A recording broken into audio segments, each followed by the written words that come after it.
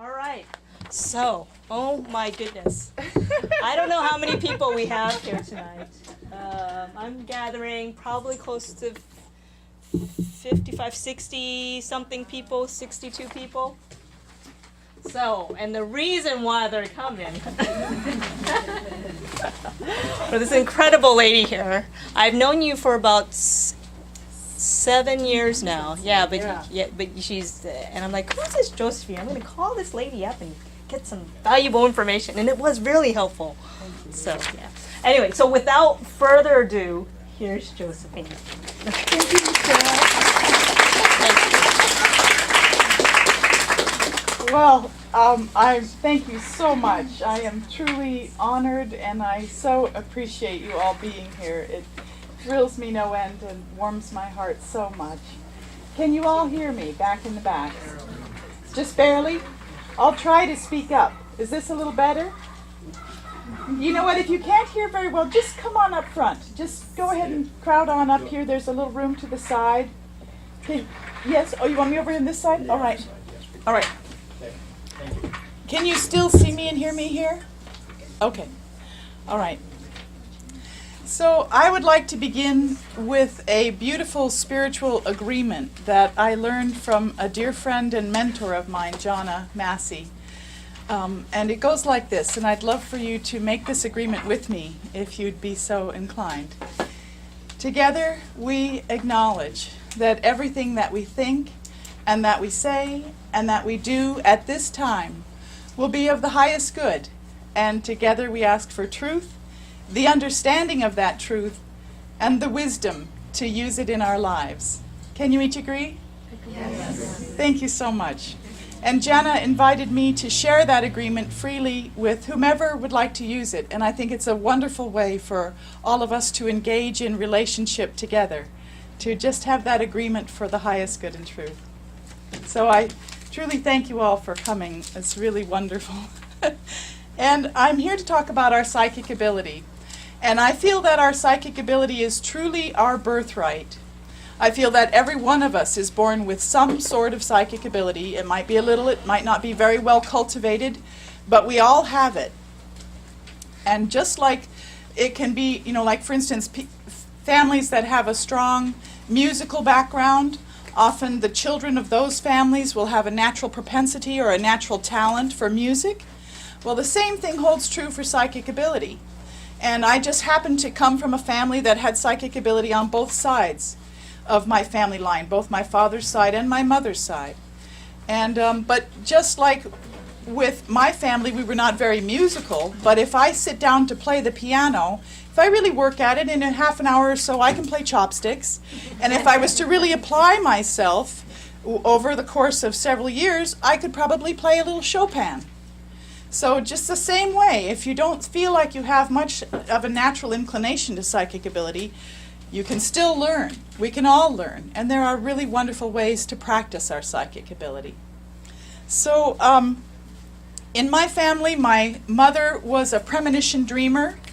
She saved our lives on a number of occasions and saved my father's life and just those who were close to her. She would dream, or else sometimes she also had very strong premonitions, which one point on her honeymoon with my dad, he was about to be murdered and she stopped it. So it's amazing how these things can happen. And then my father was one of those reincarnation children. So when he was just a little toddler, when he was just starting to speak, he described his death from a previous life. And he also used the language of that country where he had died. And he named his cat, the word for cat, in that language. And he spoke of the mountains that were in the distance in his home in Arizona. He spoke of them with the name of the mountains from the last place that he'd lived.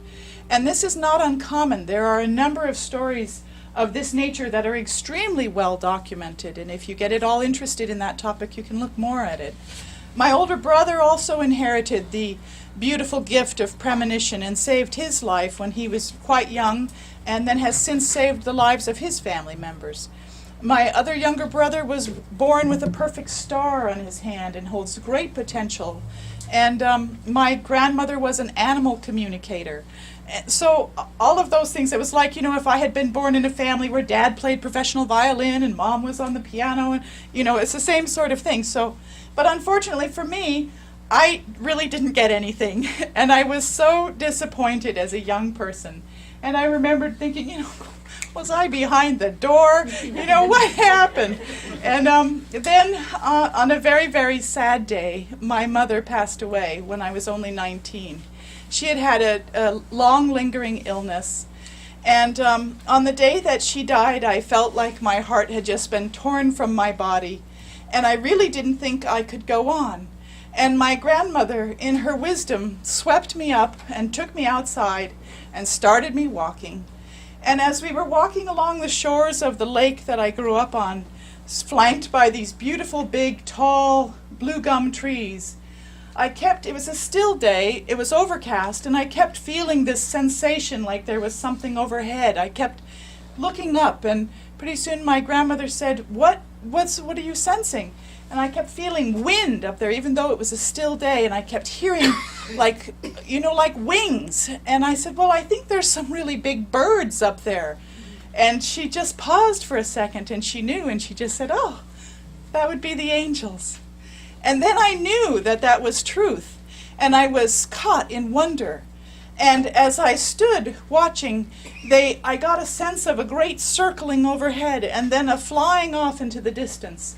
And as I stood looking out over the water of the lake into the distance, I slowly began to see birds sort of materialize out of the air. But they were very far away by this point. But there they were, and I'm certain that they were the angels that came to me at that time when I really felt that I couldn't go on. And they inspired in me a sense of awe and wonder. And from that beginning, I knew that I too had some sort of an ability to sense and see and hear beyond our normal abilities to sense and see and hear. And with that event, I was able to return to my life and to embrace life because of the inspiration that that event brought me. So it was a good many years before I went on and finally came into my psychic ability, but I had the great gift of having been able to purchase for myself as a very young girl a horse, and her name was Duchess. And horses really are in tune with their intuition. And she taught me through demonstration. As we'd be riding along, if she was like, watch out, believe me, I was like, you just take me where you think we should go. I'm right there with you. So that was a wonderful gift for me as a young person growing up.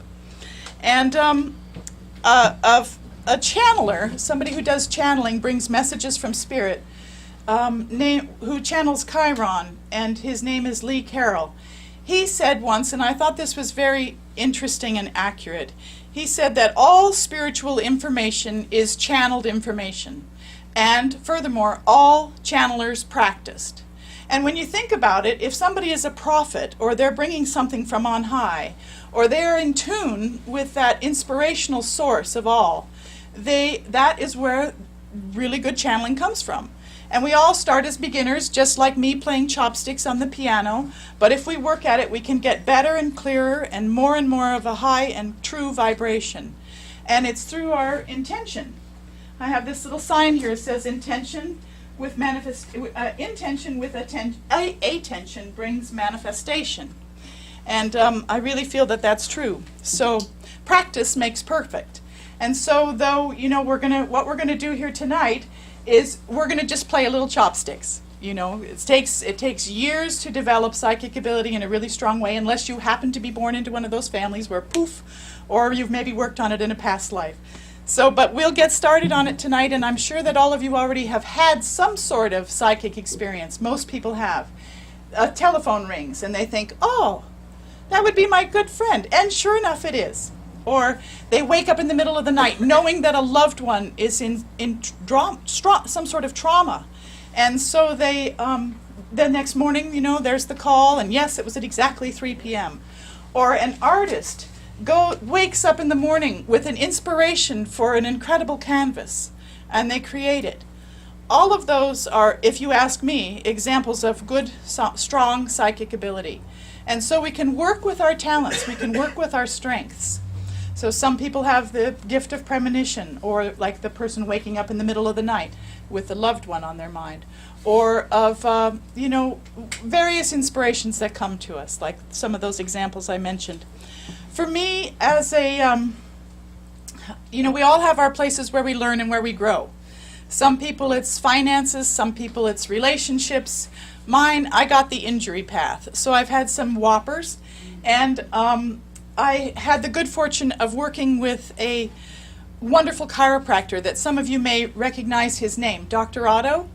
He passed away in the year 2002, I believe. But I worked with him as his surrogate psychic for a number of years. And it was a wonderful arena where I was able to practice and train myself and learn and refine my accuracy. And so I feel very blessed by that. And he used muscle testing. So he could do his own work perfectly well on his own. He would test for, people and whatever was going on with them.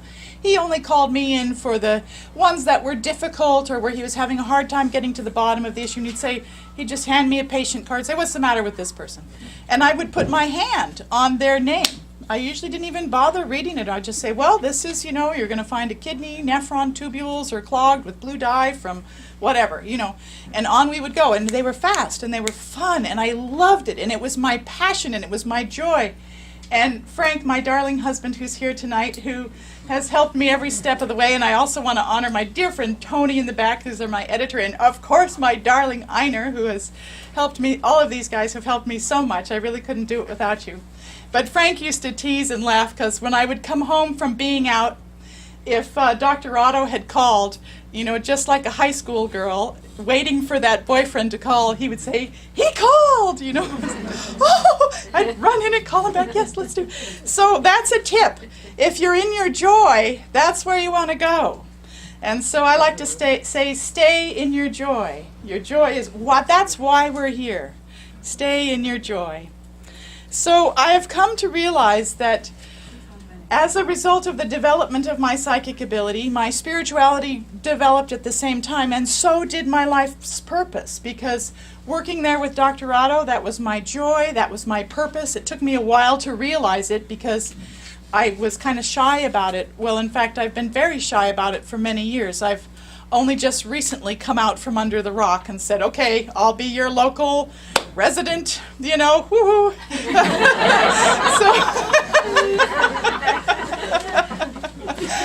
So it took some courage and a really strong, very brave hummingbird to come to me and really get the message home. But I got it, and so that's who I am and what I do now. Well, I've always done it, but now I do it openly. So what I'd like to do is I'd like to invite you into 3 little exercises that are designed to help us develop our psychic ability in regards to our own body's well-being.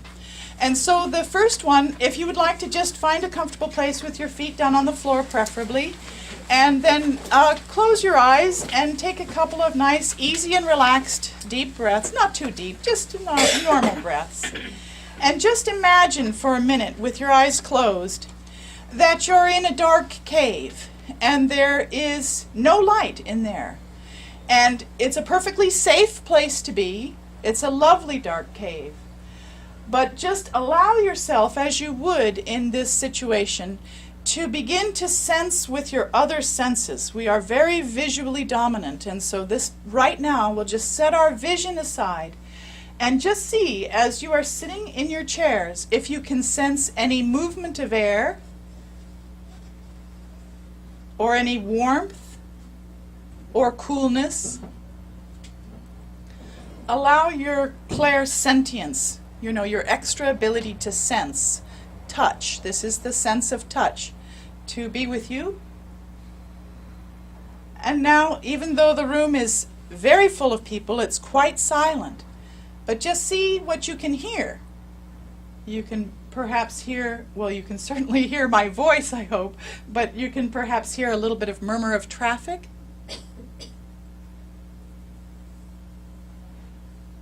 Perhaps the rustle of some clothing.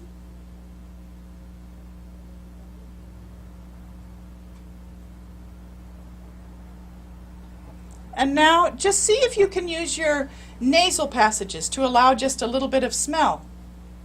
to enter into your awareness. Perhaps you can feel the surfaces of your body touching other surfaces of your body, like your rear end is on the chair, your feet are on the floor, your hands may or may not be in your lap.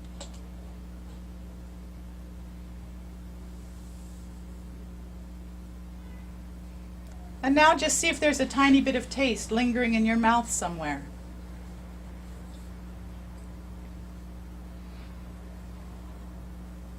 And swallow.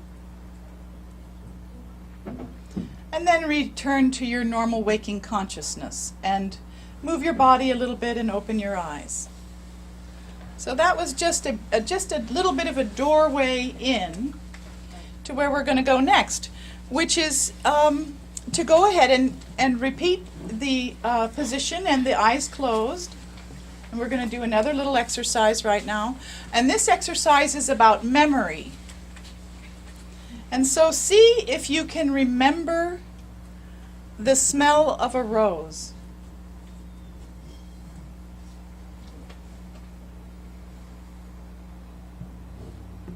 See if you can remember the sound of a dog barking.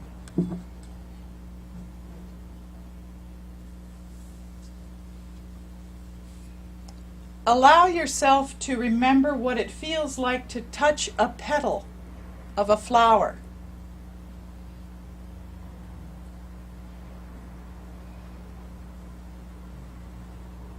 And then think of what honey tastes like, or a lemon.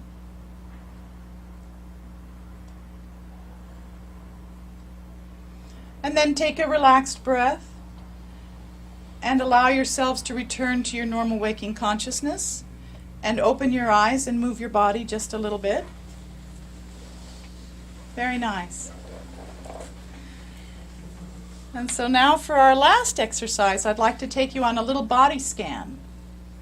And so with your eyes open, just for the first moment here, just affirm with me, I will remember the insights I receive. I will remember the insights I receive. Beautiful. So now we'll go on a little journey into our own bodies. And so just again, get relaxed, feet flat on the floor, close your eyes, take an easy and relaxed deep breath. And think of your feet. Is there anything that your feet would like to say or convey to you?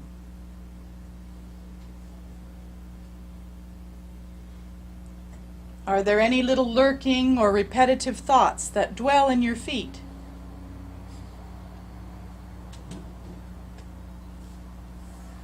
Now ask your feet, what might I think or do to bring calm or ease to you?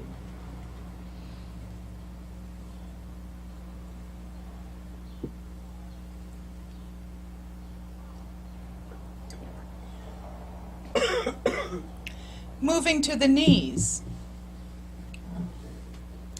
Is there anything that the knees would like to say or convey?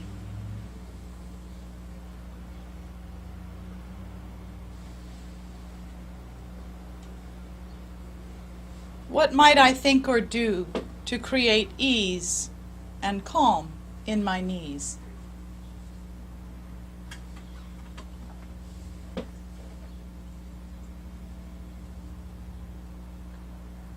And your thighs? Perhaps the hip joint, where it joins the pelvis.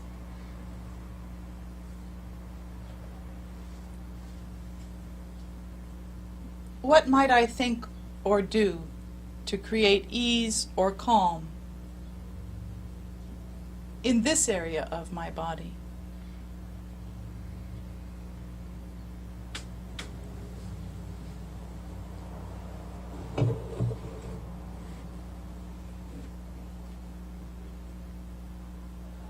And now the pelvis, the lower abdomen. Is there anything that your abdomen would like to say or convey to you? Are there any lurking or repetitive thoughts there?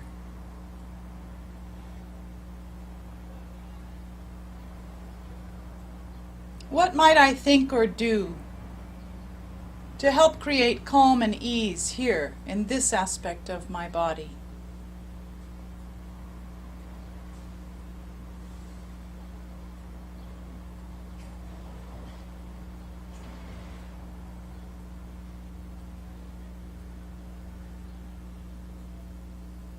Allowing ourselves to remember what we receive. Moving to the belly.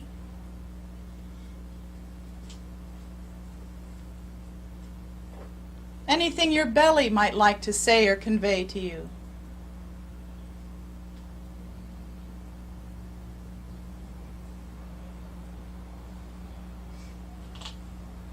What can I do that can bring ease and calm to my belly?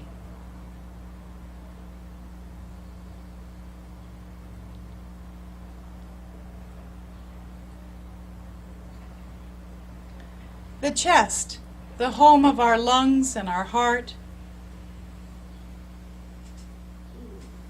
What would your chest like to say or convey to you?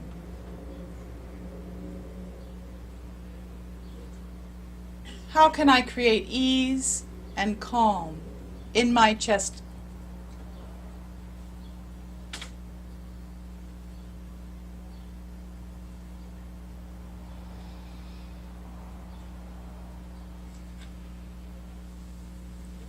Allowing our awareness to move to our hands.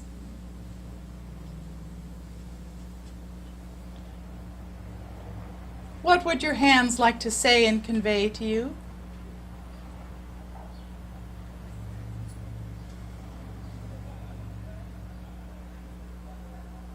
What can we do in order to bring calm and ease to our hands?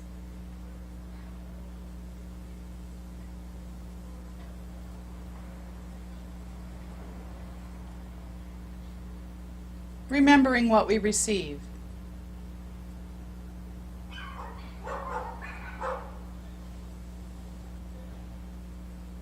Arms, elbows, shoulders.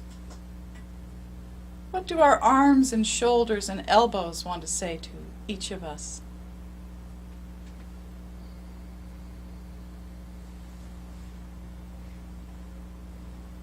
Are there any thoughts lingering there?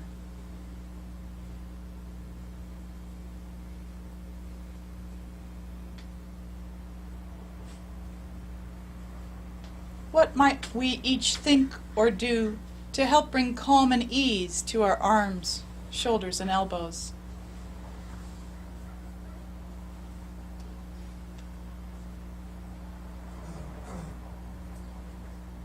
The neck, our beautiful neck, helps to move us and our attention through the world. What would our neck like to say or convey?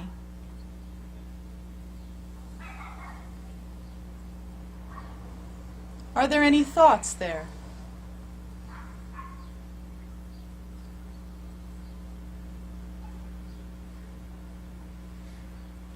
What can I think or do to bring calm and ease to my neck?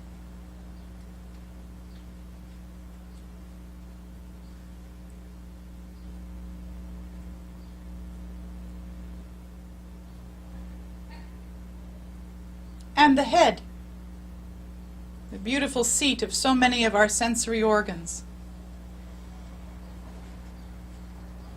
What does your head want to convey or say to you?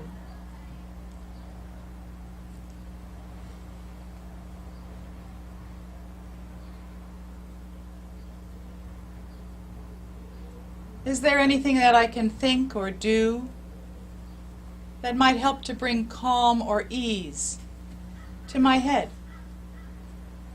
and to my mind?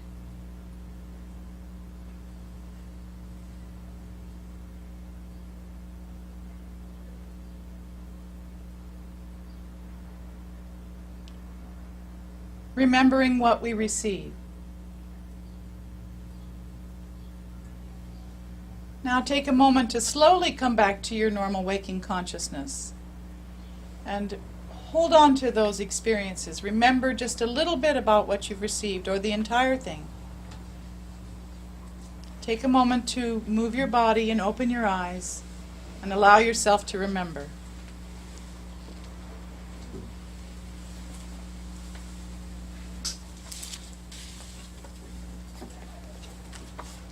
Thank you so much. That's a wonderful exercise. I do it regularly. And I would highly recommend that you do it regularly too. It's one of the ways that we can give our bodies an opportunity to communicate with us. So rarely do we listen to them. And they serve us so well. How often have we been doing something, running around, and we just have to go to the bathroom and we just keep doing it, as our body's going, oh, wait a minute, take a little time out here. So it's a good idea to listen to our bodies and to what they have to say. I'm a firm believer in comfort. Those of you who know me well, know that, comfort above all. And by the way, should you need to get up and go to the restroom or stand outside for a minute, by all means, be comfortable. I love for everybody to be right where they want to be. So I'd like to speak for just a few minutes on what I call the Great Triple Blessing. And this I kind of touched on earlier, and it's when we develop either our psychic ability or our spirituality or find our true purpose, the other two come along. They are intrinsically interconnected. So my feeling is that when you develop yourself spiritually, you receive inspirations from on high, that's your psychic ability, and you're in your purpose. And my feeling is that if you have a purpose, a strong purpose in life, and it could be a gardener, it could be a plumber, it could be anything, when you are really doing what you love and you're really in your purpose, your heart opens up and your spirituality naturally grows. And your psychic ability is right there with you, whether it's plumbing or not. You know that pipe's going to burst or not. So when we develop one of them, we develop the other two. They come along together. Can you all still hear me in the back? Oh, good. I'm so glad. And I believe that in my life, the way that I was able to find my way into my purpose and develop my spirituality and my psychic ability happened first through the avenue of the injuries, which is our problems are always our blessings. And out of our tears come our joys. And so when we embrace what is in our life, we grow. And the way that I first came into my healing was through the beautiful work of Louise Hay and Loving Yourself. And I feel that that is the foundation for this work, because if we don't love ourselves enough, we won't give ourselves our purpose. We won't give ourselves our inspiration. And so we need to love ourselves enough to do whatever that is that we are called to do. And on top of that, I feel that's the foundation, that's the floor. I feel that there are 4 cornerstones that we can build the house of a self-actualized life with. And those four cornerstones are meditation, prayer, dreams, dream interpretation, and sanctuary. So meditation, we know that's how we quiet the mind, that's how we learn how to listen. One of the best ways, I think, to really catch a key on the essence of meditation through listening is to suddenly say, did you hear that bird? Did you see how we all perked up? That there was a little opening in our thoughts. There was no thoughts happening right there. We all just went, oh, what was that? We heard a bell. It's a lovely way to just sort of open the door. And then through prayer, we ask and we receive. So I've heard it said that prayer is how we ask and meditation is how we receive. And I think that there's a lot to that. And then with dreams, not only do we get a wonderful State of the Union address every night about ourselves, but they teach us they reflect to us what's going on, and they also reveal insights. I don't know about you, but I receive epiphanies from my dream world all the time. And I pay attention to my dreams, and I've learned how to remember them, and I dream avidly because I practice it. So if we're practicing, we get better at these things. So, and then sanctuary. We all actually have a great need to be alone from time to time. We are very social creatures and we need to be in society, but we also need to be able to remove ourselves a little bit. And we don't have to be totally alone. We can just be like standing outside for just a few minutes in our garden or right outside the door. And there we are. Or, even go to the bathroom. Sometimes you just need to go be by yourself for a second. I think that's a great thing to do. And I also feel that when we are really seeking or searching, that the number one first aid cure is to go out into nature and just take a walk. or just sit under a tree. It really doesn't matter. But when we touch nature, we are touching truth. We are a part of the truth of nature. We are nature. And so it puts us right at home.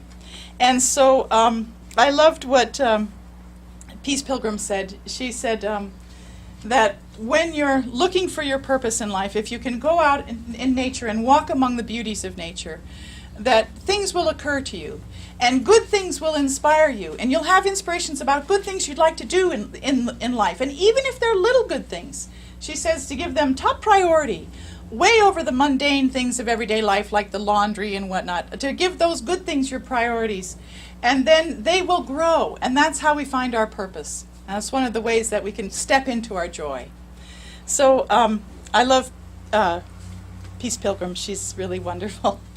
And I have a few of her books up here, and if anybody would like one, just make a little donation in the basket there. And this is her book. She walked, a lot of people don't know about her, she walked more than 25,000 miles on foot for peace in the 50s, 60s, 70s, and 80s. And she's an extraordinary woman. She was a true pilgrim. She carried no money and only had what she had on her clothing on her back. And anyway, if you want a really, truly inspirational read, it's right there. And also her 12 Steps Towards Inner Peace is right here. And so that's how we create a fulfilled life. That's how we create a self-actualized life. So I'd like to speak now just for a moment on inner guidance. Because there are a few tips and keys to this. People sometimes say, well, what voice do I listen to? Well, that's very specific, which voice. You want to listen to the voice that is always neutral and compassionate. Okay, so the other voices that are like, ooh, you should have and better hurry up, those are not your inner guidance. Those are we mistake it sometimes. We think that, that we were all raised in this culture and in many cultures of the world with a lot of shame and blame and guilt. So if the inner voice that you're hearing has a whisper of that, just disregard it. Because what we really want to embrace is love, respect, and allowance. That's where we want to go. And I've heard it said, and I think it's really true, the sheep know the voice of the shepherd. Isn't that a beautiful saying? Mm-hmm. They do know that the shepherd is there to protect them, to guide them, and to watch over them. So that's how we can tell. And I have a little story about it. One of my many injuries was a really bad, really serious rear-ending car crash where, crosswalk, rainy day, kids in the crosswalk, big car, boom, boom, boom, boom, lots of cars, 50, 60 miles an hour. It was awful.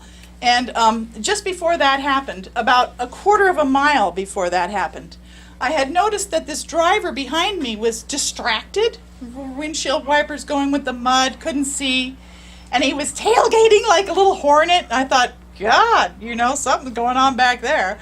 And I heard this little voice, and it said, pull over and let this one pass. And I thought, I'm just going to switch my rear view mirror up and not look at him anymore. We do have free choice in these things. Wham! Woo! So, but I learned a lot, and it was one of the greatest blessings in the long run, of course. But that's sort of the nature of the neutral, compassionate voice. It's very calm. It's like no big deal. Take your pick, whatever you want to do, but we'll just make this little suggestion.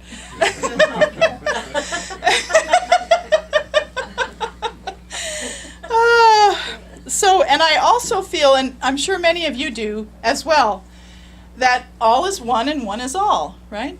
We understand that really on a deep level of our being. And I think that, when we talk about angels and spirit guides or deceased loved ones who are bringing us messages, and I did bring my friend Lee's book here. I've got 2 copies of it. If anybody wants to purchase it, it's right there, and it's got the price in there. And that's all about these beautiful stories of people who have come from the other side to visit us, to help us specifically. And I myself feel like I have spirit guides who are nudging me all the time into truth and into the right way. And as I'm going through this process that I'm in right now with my dear friend Tony, who's helping me to edit my book, little things will happen. Like the other day, I was ready to press the button to send the book off to my first agent, right? Big moment. And my book is titled Step into Magic. And as I'm typing her name, and I've typed it and looked at it several times, and her name is Stephanie. S-T-E-P. Step, right? Stephanie. I didn't get the H-I, but I caught it. And so when you catch these little things, they're like little moments. That says right direction, go that way. Or you see a color in the morning in a certain color, and later you see that same color, and it's like, wow. And then a little later, poof, there it is on the door that you're supposed to walk through, where you meet the next person who's the love of your life, or any number of things can happen like that. So we want to pay attention to these. I feel like there's a whole host of people that are around each one of us that love us and care for us. My mother, my grandmother, my great-grandfather, sometimes I feel them, I hear their words. Peace Pilgrim, she talks to me all the time, but I listen to her all the time, I love her. So and it doesn't matter whether it's in my imagination or not. What matters is that it holds me in my joy, it keeps me on my path, and I'm moving forward with it. So I think they help to ease us away from pain, to be honest with you. And so just another word on that, there, those voices of negativity or urgency that I was mentioning earlier, there is a reason why people like me have been regarded as being psychotic. Is because sometimes when we're listening to voices, we haven't made that distinction as to which are the voices that are the positive generative voices that carry us in accordance with the highest good, and which are the ones that are coming out of, that shame, blame, greed, whatever mindset. That is not where we want to go. So we just want to pay attention to not get lost in the voices of negativity or urgency. And then I just have another couple of quick stories on that.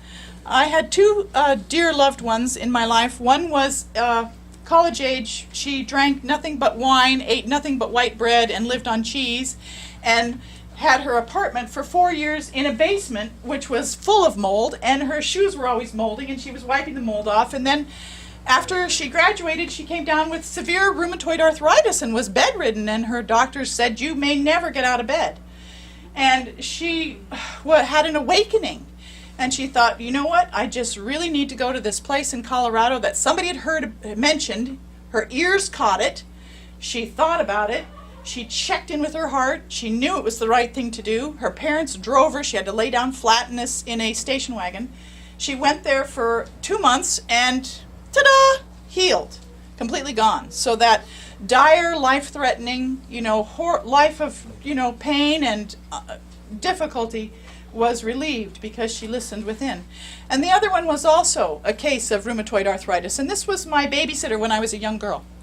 Her name was Kama. And she was confined to a wheelchair in a second-story apartment in the 1950s, before there were, handicap ramps and all of that. And her son had to carry her down the flight of stairs whenever she went out and get the wheelchair. And she just thought to herself, sitting in her apartment one day, this is hell, and I don't want to be here, and I don't want to do this to my son.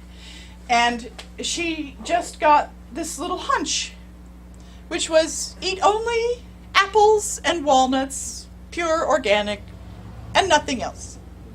So she thought, what do I have to lose? So she tried it. And in about 6 months, her joints were all free moving and clear. And when she was my babysitter, this had already happened 10 or 15 years before, and she was the most sprightly person I ever knew.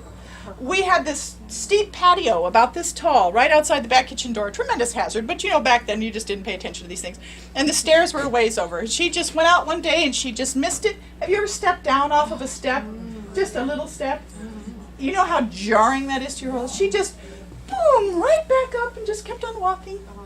I couldn't believe it. She was that fluid and agile in her movement.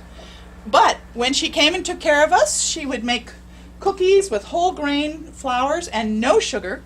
We were like, what? You call this a cookie? Because we were kids, And she would cook, chicken and dumplings and potatoes and pancakes, and she might have a single tiny, and I'm not kidding, tiny little bite. And then she'd sit down at the table with us with her sliced apple and nice bowl of walnuts. And that's what she ate. So I'm not saying that will cure everybody of rheumatoid arthritis. I'm just saying that she listened within, and she knew what would cure her. And that's what did it. So those are two lovely stories that I'm so happy to share. Now, as I mentioned, we want to always listen in with the intent for the highest good. And that what this does is it elevates our human consciousness. And when we're each listening within with that intention, we create a different consciousness in the world. And when we have an elevated consciousness in the world, we increase not only the peace within ourselves, but we increase the peace in the world. And so I think that that is humanity's firmest desire, is for world peace. And I think that this is a way that we can do it on our own, one person at a time, step by step, listening and paying attention. And so if you'd like, I'd like to invite you to just listen to this beautiful little prayer that was also a gift from my friend Jana. And it goes like this. And if you like, you can affirm it from within yourself with your own divinity. Oh God, allow me to be aware of the presence of goodness in my life. Let me know of those in spirit who assist me each day. And let me love them as they love me. Amen. Isn't that a beautiful little prayer? So I affirmed that prayer years ago, and it served me very well. So now you all have on your papers there, well, first of all, here we go. All is well. Ta-da! All is well. I made this for myself years ago. It sits in my window. It says all is well. It just helps me to remember that it really is. So even in those really dark moments, like that really bad car accident where I didn't sleep for 6 months, things can get really bad sometimes in our lives. But really, in the long run, everything turns out to be fine. And like I said, our blessings our difficulties, our adversities are our blessings. So you've got before you the Huna Code. It's one of those. Let me just borrow yours for just 1 second. Hold it up. It looks like this. It's got a number of 7 main points. And I just bring this forth. This is from the wonderful Polynesian tradition and of Huna. You've probably all heard of the Big Kahuna. That was the spiritual leader of Polynesia. And there's some wonderful precepts there. And one of them is energy flows where attention goes. And so we want to remember to look up. We can look, as one of my dear friends, Susan, said to me once, she said, Josephine, you can look at the dark side and you can look down and you will find more dark, unbelievably horrible stuff down there than you could ever possibly believe. Or you could look up and you find the most amazing, beautiful blessings in life. The things that really we're here for, what we're here to come and do and be and to know. So I just mentioned that because it's a good idea too. And so that Huna Code that I've passed out, and hopefully as many of you as possible have gotten it, will help us to remember to look up. And I had a friend do it in calligraphy for me, and she did it in big letters, and I had it framed, and I put it in my bathroom on the wall right across from the toilet. So when I sit down, boom, there it is, the Huna Code. It goes in nice and deep. Because repetition is part of this, habit. Our minds are very much associated with habit. And if we're thinking bad thoughts more and more frequently, then we think more and more bad thoughts. And if we think more and more bad thoughts, then pretty soon we're really thinking a lot of bad thoughts. So we want to remember to think good thoughts and to intend the highest good all the time. So I just ask you, what do we want to create? So that's how we want to hold our thoughts. So now I also passed out a food combining chart, because I'm also a little practical. And so it's there, and it's, let me see here. May I hold yours up, Betty? It looks like this. It's got lots of little boxes. And this was created by my friend Debbie Bennett. And she was a wonderful health coach here in our area. And she did a beautiful job. So everything that's got a little line together is a good idea. And she basically said you don't really want to do more than 2 things in combination. So if you might have something from this protein pile, you can have that with either the nice leafy greens or with a low starch vegetable. And I bring this practicality in just because health and healing is a big subject. And I actually feel that a lot of people have not really reached their true health in dire situations because they've done too little. They've maybe lit a purple candle and said a prayer. That's all well and good, and I'm all for that. But I am also very grounded in practicality. So I brought along some of my tools. And I'm just going to touch on these basically and really quickly. I feel that every single person should have, every family, every household should have a blood pressure cuff. You know, you've seen these. This is how you put it on your arm, and you put this thing in your ears, and you listen, and you pump it up. Learn how to use it, and use it. They're good to know. It's good to know what your blood pressure is and how it's doing, and keep track of it. Then if somebody's in trouble, you can say, well, what's your normal blood pressure? You check them out. They're like getting faint. You can put on the cuff, see, well, no wonder your blood pressure is only 60/30. You're about to die. Let's do something and get this person, you know, up and give them some cayenne pepper and get that in there. Get the blood moving, you know, something to kind of bring them back. But of course, go see your doctor. I mean, I'm not trying to give medical advice. I am not a doctor. But just to say that there are some basics that can happen. What? Oh, if you didn't get any handouts, we will email it to you and sign up the emails at the desk. How about that? Isn't that nice? Thank you, Frank. That's a great thing. Okay, so I brought a little first aid kit because everybody should have a first aid kit, right? You're in a car accident, you want one of these in the house and one of these in the car. Everybody wants to have a thermometer, right? You can take the person's temperature, find out how they're doing, see if they're okay. I also brought a little box of pH strips. This is a wonderful way to test your health. In the morning, you just hold it between your legs, a little drop of urine on there, see what color it is. They've got the chart on the back. You've got your optimal range. If you're not in the optimal range, you need to make some sort of changes in your diet so that you can get your proper nutrients. You just cannot take up nutrients if you're not in the right pH range. So, you know, we know what brings low acid pH is coffee, chocolate, alcohol, wine, you know, whatever, the stuff we all love to eat, red meat, you know, or in animal products. And then what brings us into a more alkaline pH range is fruits and vegetables, especially raw ones. So there's that basic common sense element involved. I also brought a glucometer. This is a simple little thing. You just take a little prick of, this has got a little blade in it. You take a little tiny prick, get a little drop of blood, put it on a little test strip, put it in the machine, and it will tell you if your blood pressure is in a normal range or not. And thank you. Blood sugar range. Yeah, so, you know, I mean, I have diabetes on both sides of my family line, so I want to pay attention to this. I want to make sure that that is not my reality.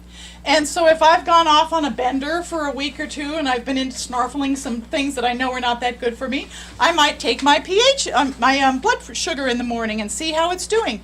And then I go, okay, we're out of range. Let's get on the program and clean up a little bit. So this is the way that we can maintain our health. We want to do all of the other things as well. We want to psychically tune in, but we also want to remember practicality. And then I'm a big, big fan of Dr. Schultz here. You can call him and ask for his free catalog, www.herbdoc.com or 1-800-herbdoc.com. This reads like an herbal textbook. It's a wonderful book. It will really tell you which herbs you want to use for what conditions.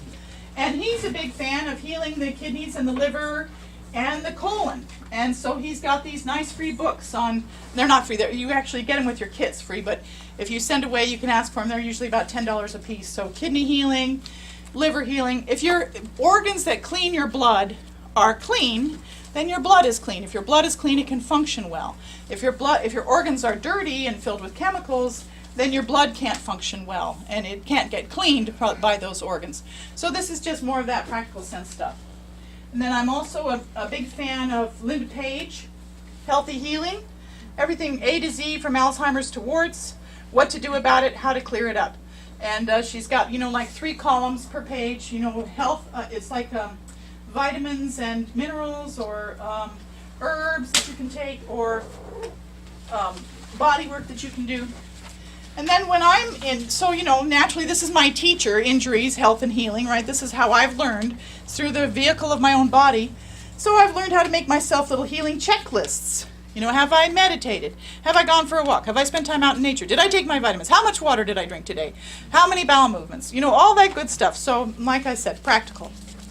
And so there's that. And if anybody of you wants a healing checklist example, feel free to help yourself. I've just got a few of them up here. Or put your name and we can email it to you. Okay, so that's that. Now, Do you have all this on your website? no, I do not. But Einer, fortunately, is going to making me a little video tonight, so this talk should be on the website soon. Thank you so much, Bob, for asking. And, I think that if we thought about what it was like to be wild human beings, and we were walking, maybe 400 years ago across the nation, what would we be eating? Well, we would mostly be eating leaves and maybe a few roots that we might have dug up. Somebody might occasionally be quick enough to bag a squirrel. We'd all have a teensy little bite, we would eat nuts and fruits and things that's the way we evolved. So fresh, raw, eat it now. And I brought this book, Healthy at 100, by John Robbins, and he talks about that. He says that, most of the people who really live a long, healthy life, they get a ton of exercise. They're chasing the goats up the hill and down the hill every day. And then they are also eating from their gardens. And what they don't eat at that meal goes to the guinea pigs or to the chickens. They never have leftovers. Too much bacteria, too much mold, too much fungus. They don't have stored foods. They just eat fresh, raw, right now. And cooked, but fresh foods. So that's a nice little practical tip too. So now, in closing, to awaken our heart energy and our healing energy, I'd like to invite you to do one more little meditation with me, if you'd be so kind. And so this one, just go ahead and get comfortable, put your feet flat on the floor again, and then take a couple of relaxed and easy breaths. And close your eyes if you feel so inclined. And then allow yourself to breathe to your heart center. Let that breath just move to your heart. And now gently place the palms of your hands together. And very gently press your palms together, just gently. And breathe again to your heart. There is a circuit between our hands and our heart. And then relax the hands back down into your lap. Now you have just awakened your heart center. Now if you would like, I invite you to imagine a fountain somewhere here in the room, flowing with water. Let the color of the water turn to pink. And go ahead and let yourself in your imagination stand in that fountain. Let the water flow over you.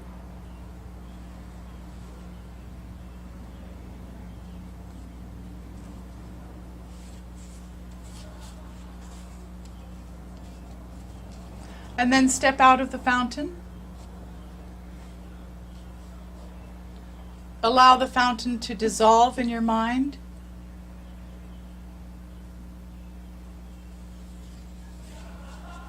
And affirm from your divinity, whatever healing needs to take place, I now allow it.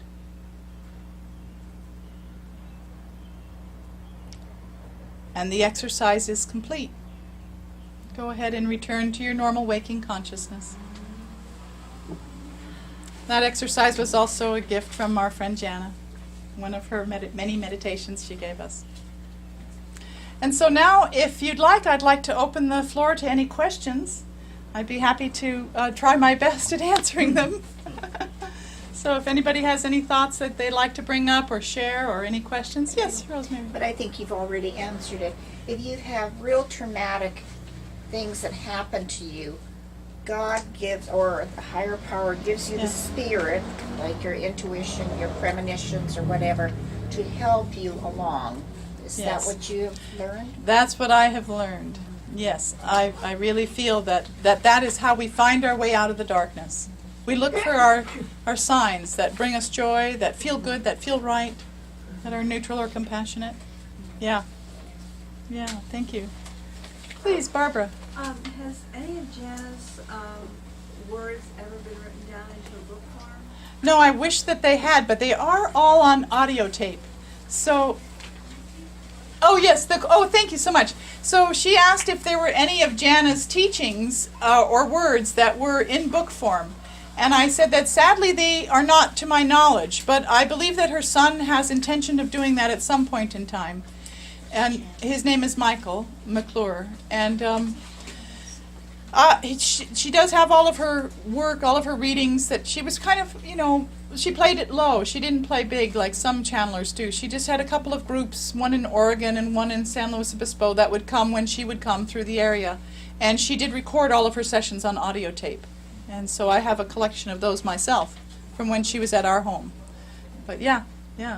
They are beautiful too. I love them. Yeah. So this person that had arthritis, sorry if I'm Go ahead. asking No, too no. many questions, Go ahead.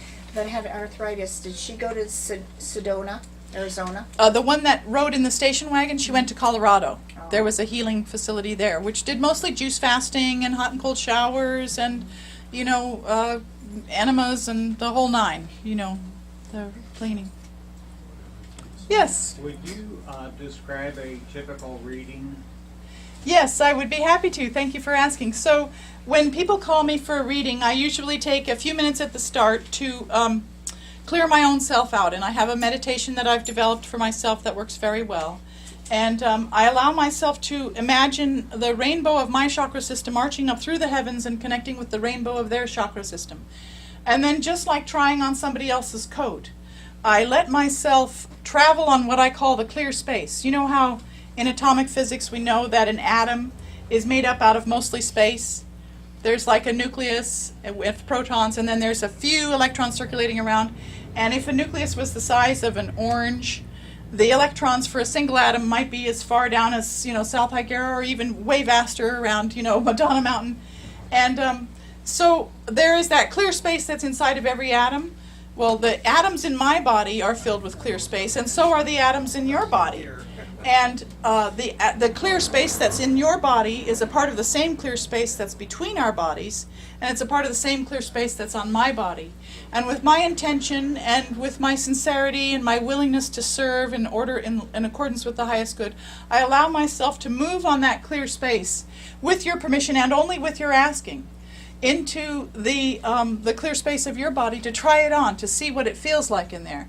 And then I'm pretty good about keeping myself pretty clean. So I don't smoke cigarettes, I don't drink alcohol, not that I might occasionally have a little something here and there, but I'm pretty clean, so that when I get into another body and I all of a sudden am like tasting rum, I'm thinking, well, here we are, there's something going on here, or I'm smelling cigarette smoke, or whatever else it might be.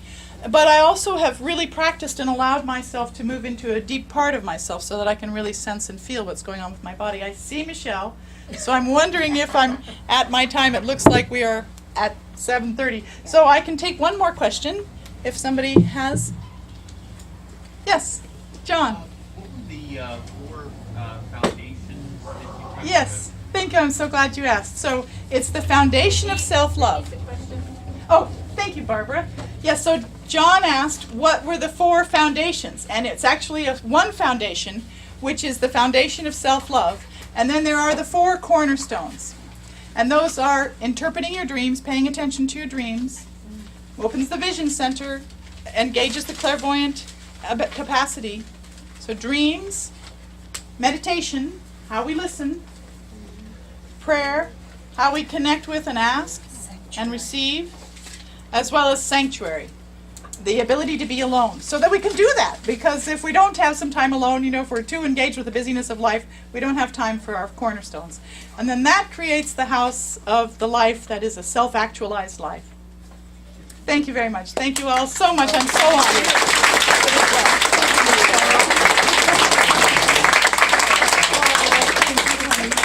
Yeah, so thank you to Spirit Winds for having these wonderful opportunities. I feel so blessed and so cherished, and thank you so much, Michelle. We're blessed. Thank you so much. Yeah.